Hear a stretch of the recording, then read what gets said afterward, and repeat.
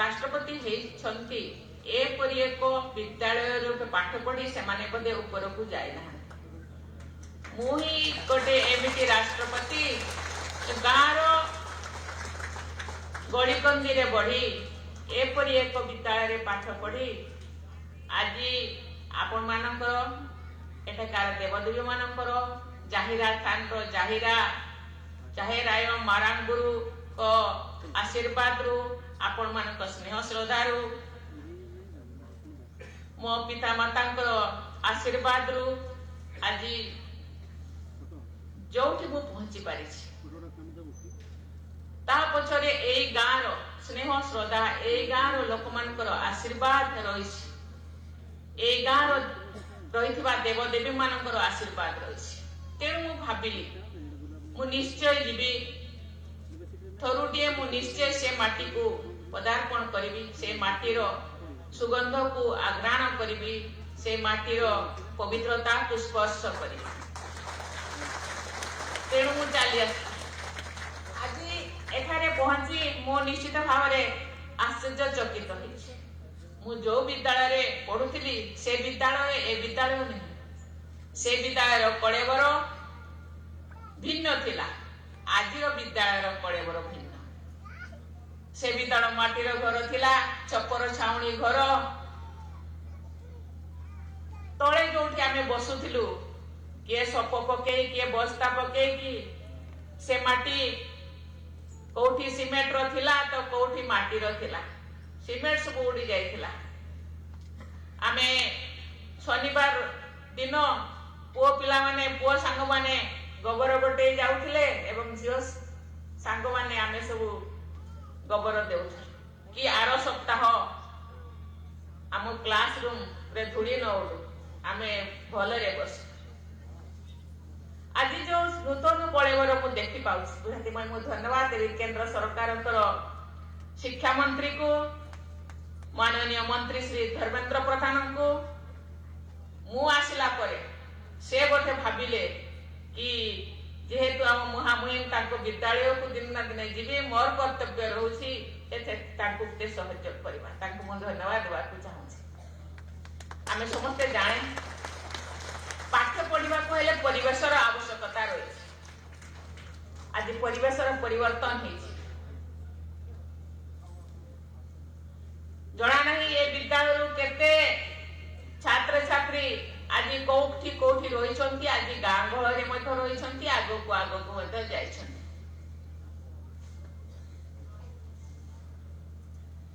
आज मु जेतले छोट थिली मते गाँ केवल उपरबड़ा गाँ नुहे ए पाखापाखि जेते पंचायत रो गाँ रो प्रत्येक घर को मु जानी प्रत्येक परिवार सहित मु संपर्क थी कहीं ना यही एक विद्यालय थिला एदेलबेड़ा दुबलाबेड़ा रंगामाटिया टेंटपसी सबु गाँ रो पिला माने एठी पाठ पढुथिले एवं ताको भितर स्नेह श्रद्धा थिला केतेले केतेले ताको आमे गाँ को मध्य बुली जाउथिलु एवं अगस्त 15 जनवरी 26 रे आमे प्रभात फेरी जाउथि गाँ गाँ बुलुथि मोर बेड़े बेड़े मुझे तेरे मोर अतीत इतिहास को मने पकाए ताले मु मोर से घटना गुडी को मोर मने पड़े पिला माने मु कहिबा को चाहे तुम्हें आज मॉडर्न युगर आधुनिक युगर छात्र छात्री आम पाखरे लिखवा कलम टे नथिला आमे पर कलम ने लेखुथिलु आरंभ करथिलु परवर्ती समय पेन आसिला डॉट पेन आसिला केते कथा आसिला आम पाखरे पटा खाता टे नथिला आमे 20टा कागज रे सिले छंची सहायता रे सिले करी आमे पाठ पढु एबे सब जिनिस मिलुछि सरकारी सहयोग मिलुछि बापा मानकर सहयोग मिलुछि तेणु मन दे पाठ पढ पाठ ही एक रास्ता विद्या ही एक रास्ता जे आगो को दे आमे बेड़े बेड़े मते कहउछन मा मैडम पाठ पढ़ी के लाभटा कोन आमे तो चाकरी बाकरी पाउनु चाकरी उद्देश्य केवल पाठ न पाठ पढ़िबा केवल चाकरी न शिक्षित हेबा दुनिया को जानिबा निज को जानिबा भाई पसी हो ये होची प्रथम कर्तव्य। पसी हो लाइव से आज समस्त प्रकार सुविधा सुजोग तुमको मिलुची। आज विज्ञान रो अग्रगति है। आज लोक जाय चंद्र रे जाय बसिले। आज दुनिया को निज हाथ मुठार रखिले। समस्त पाखरे मोबाइल दुनिया रो भलो मंद खबर सब जानि पारछ। बापा माने सब बापा माँ पिता माता सब सुजोग जोगे दउछ। तेणु मन दे पाठ पढ़। आज आम चिंता कर सरकार चिंता कर कि गाँ गहली रे जहाँ असुविधा रही दूर हो आम पाखे लाइट नथिला आम पाखे इलेक्ट्रिफिकेशन नथिला आम पाखे रोड रास्ता नथिला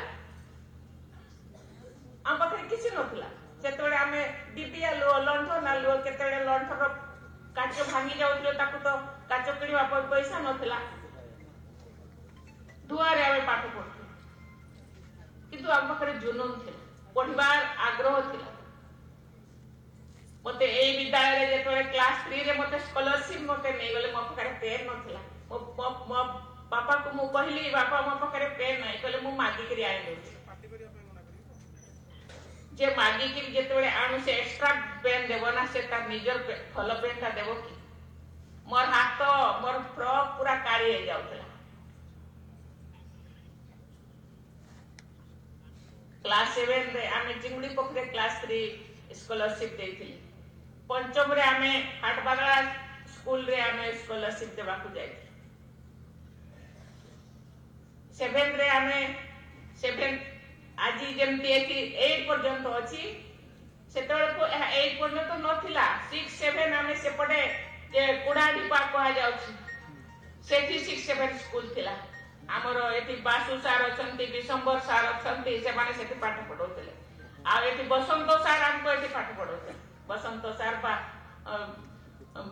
प्रभाकर सार बहुत सारे सार मोरा ठीक रे मने पड़ना से मान सब हमको पाठ पढौतले। मदन मोहन सार थिले मुझे तेरे पंचम श्रेणी स्कॉलरशिप तांको राति रे तांको घरे तांको छुआ पिलांको सहित मते रखिथिले जेते पर्यंत तोर परीक्षा अछि आ राति रे टिके पाठ पढ मोर से कथा मने पड़ जाछि। पिला माने तुमे देशर भविष्य समाजर भविष्य ए देश ए माटी ए समाज ए गाँ गहली ए पंचायत को तुमे किपरि आगो को नेबो सेति पई तुमे होछ हमर भविष्य कालीर भविष्य। आज पिला माने तुमरो पिता माता तुमको बहुत परिश्रम करछ तुमर पाई तुमे केमिति भलो पाठ पढो तो पाखरे जहाँ भी असुविधा बही पत्र असुविधा कहार न हो से दिन राति प्रयास कर तेणु मन दे पाठ पढ़। आज ए गाँव भाई भाई मान अनुरोध करिया चाहे मुझे थोड़े गाँव मुझे पूर्वर कहूली मत गाँ गोटे परिवार भाया लगे मो घर को मुझे भल पाऊन गाँव समस्त से भल पाऊँ जितेबाला मु भुवनेश्वर पढ़ुली गाँ जितेबाला मु एंटर करूली पशुलु सी एपटे डाकुला आटे बुढ़ी खाई रखी जीवु सी कह आम पिठा कर पिठा खाई जीवु आटे पखाड़ खाई जीवु एत स्नेह था मत लगुला कि एटा सब मोर परिवार दीपा साही जाए कि मंडल साही जाए मंडल साही रे मंडल मोर सांग माने थिले कोठी कोठी मु राति सांग मान सहित रही जाऊ मत लगुला एम सब परिवार किंतु आज मत लगुच आमको एकता हेबा पड़े आमे टिके टिके आम मन टिके टिके से स्नेह भाव नथिला परि मत लगुच तेणु आमको आनिबा को पड़िबो आमको एकता हेबा को पड़िबो एकतार बळ आमे पाठ पढ़ी एई पंचायत रो एई ग्राम रो ना ना आपे आपे आसे नहीं ना को तैयारी करा जाए ना को बना जाए ना को बनेबो के मनुष्य आमे माने ना को बढ़ेबा दायित्व हम माने जहाँ जो जिनस रही बहुत जिनस रही से जिनस को आमे दूर को फेली देवा किंतु आम भितर आमे एकता बांधी रखा समाज को आगो को बढ़िया को हेले आमको गाँव ना को ऊपर बड़ा ना कहले लोक माने हाँ ऊपर बड़ा गाँ तेणु से जो यूनिटा को से जो पूर्वर गौरवटा को आमको आनिବାକୁ पड़े ସେଥିପାଇଁ ଆମ ସମସ୍ତଙ୍କୁ ଏକ ହେବାକୁ ପଡେ। ମୁଁ ଏଠି ଆମର ଅଛନ୍ତି ନାଟା ଭୁଲିଗଲି ଆମର ମାଷ୍ଟର ମହୋଦୟ। ହଁ ଏବେ ମୁଁ ପଚାରୁଥିଲି ବିଶମ୍ବର ବାବୁ ଆସିଛନ୍ତି ଆମର ସେଠି ଆମର ସେତେବେଳେ ସେକ୍ରେଟାରୀ ଆମର କଣ ସେକ୍ରେଟାରୀ ଥିଲେ କୃତିବାସ ବାବୁ। ମୁଁ କହୁଛି ଯାଇକି ତାଙ୍କୁ ମୁଁ ଅନୁରୋଧ କରିବି ସେତେବେଳେ କୀର୍ତ୍ତନ ହେଉଥିଲା ପୋଥି ପଢା ହଉଥିଲା ସେଟା ଗୋଟେ ମାଧ୍ୟମ ଏକତା ହେବାର ୟୁନାଇଟ ହେବାର ଏକତ୍ରିତ ହେବାର ସେ ଗୋଟେ ମାଧ୍ୟମ। ଆମେ କାହିଁକି ସେ ଜିନିଷକୁ ଆମେ ଆପଣେଇବା ନାହିଁ। ସନ୍ଧ୍ୟାରେ ଟିକେ ସମୟ ଆମେ ଭଗବାନଙ୍କର ନାଁ ନେବା ଏକତ୍ରିତ ହେବା ଏକାଠି ବସିବା ବାର ବାର ଏକାଠି ବସିଲେ ସ୍ନେହ ଶ୍ରଦ୍ଧା ବଢେ ଏକତା ବଢେ। ତେଣୁ କାହିଁକି ଆମେ ପୂର୍ବର ଗୌରବକୁ ଫେରେଇ ଆଣିବା ପାଇଁ ପ୍ରଚେଷ୍ଟା କରିବା ନାହିଁ।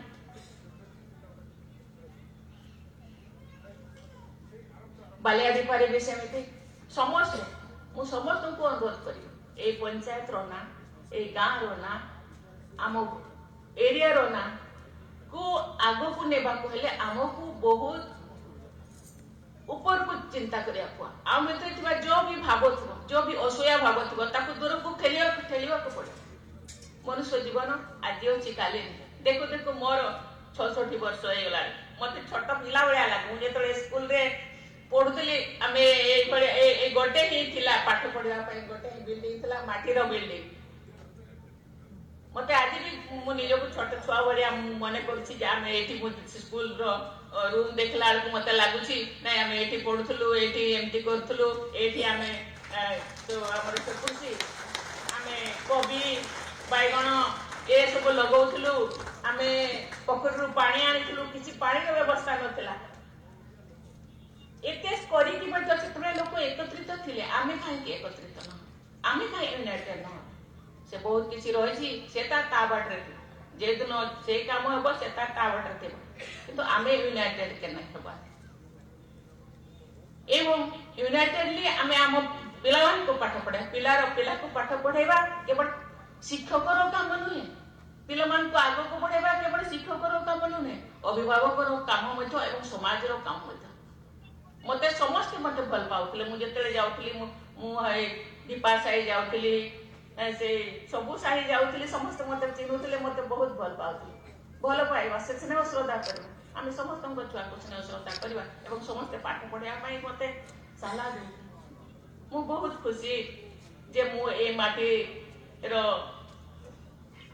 କନ୍ୟା ମୁଁ ଏ ମାଟିର ଝିଅ ଏ ମାଟିର ଲୋକମାନେ ସେଦିନର ଲୋକମାନେ ମତେ ବହୁତ ଭଲ ପାଉଥିଲେ। ଆଉ ମତେ କେବଳ ନୁହଁ ସମସ୍ତଙ୍କୁ ସେ ଭଲ ପାଉଥିଲେ। ସେଇ ଦୃଷ୍ଟିରେ ଦେଖୁଥିଲେ ଏମିତି ଲାଗୁଥିଲା ଏ ଆମର ଘରର ଝିଅ ଆମ ଗାଁର ଛୁଆ। ତେଣୁ ଆମେ ୟୁନାଇଟେଡ ହେବା ପାଠ ପଢିବା ଏବଂ ଛୁଆମାନଙ୍କୁ ପାଠ ପଢିବା। ବେଳେ ବେଳେ ଏଠି ଟିଚର ମାନଙ୍କୁ ମୁଁ କହିବାକୁ ଚାହେଁ ଯେତେବେଳେ ଆମେ କିଏ ଯଦି କୌଣସି କାରଣରୁ ସ୍କୁଲକୁ ଆସିଲା ନାହିଁ ଟିଚର ଆମକୁ ପଠେଇ ଯାଉ ତାର କଣ ହେଲା କି ପାଇଁ ଆସିପାରିଲାନି ସେ ଯୋଗୁଁ ଆଜି ନାହିଁ। ଫେର ବି ଆମେ ଚେଷ୍ଟା କରିବା ଏ ଝିଅ ପୁଅ ଆମର ଆମ ତାକୁ ମଣିଷ କରିବା ଦାୟିତ୍ୱ ଆମ ସମସ୍ତଙ୍କର। ମୁଁ ଆଜି ଏଇ ସ୍କୁଲକୁ ଆସିପାରିଛି ଆସିବା ପାଇଁ ପ୍ରୟାସ କରିଛି। ତେଣୁକରି ମୁଁ ନିଜକୁ ଧନ୍ୟ ମନେ କରୁଛି ଯେ ଏ ମାଟିରେ ଜନ୍ମ ନେଇଛି ଏ ସ୍କୁଲରେ ପାଠ ପଢିଛି। ତେଣୁ ପିଲାମାନଙ୍କୁ କହିବି ତମେ ପାଠ ପଢ ମଣିଷ ହୁଅ ମଣିଷ ପରି ମଣିଷ ହୁଅ। ମଣିଷ ହୁଅ ମାନେ ଖାଅ ପିଅ ଏମିତି ମଣିଷ ଯାହା ଆନନ୍ଦ ପ୍ରେମ ସୁଖ ଶାନ୍ତି ସମସ୍ତଙ୍କୁ ଦିଅ ଏବଂ ଅନ୍ୟମାନ ନିଜ ବି ରହ ଏବଂ ଅନ୍ୟମାନଙ୍କୁ ବି ଦିଅ। ଏ ହଉଛି ଆକ୍ଚୁଆଲି ମଣିଷ। ତେଣୁ ମୁଁ ବେଶୀ ନ କହିକି ମୋର ବହୁତ କାର୍ଯ୍ୟ ଅଛି ଆଉ ଗୋଟେ ଜାଗାକୁ ବି ଯିବି କିନ୍ତୁ ଏଇ ମାଟିରେ ମୁଁ ପାଦ ଦେଇ ବହୁତ ଧନ୍ୟ ମନେ କରୁଛି। ଆପଣମାନେ ମତେ ବହୁତ ଭଲ ଭାବରେ ସ୍ୱାଗତ କରିଛନ୍ତି। ତେଣୁକରି ମୁଁ ଆପଣଙ୍କର ଏଇଭଳିଆ ସ୍ନେହ ଶ୍ରଦ୍ଧା ଆପଣମାନଙ୍କର ଥାଉ। ମୋର ଏ ମାଟି ପ୍ରତି ସ୍ନେହ ଶ୍ରଦ୍ଧା ରହିଛି ଏବଂ ଆଗାମୀ ଦିନରେ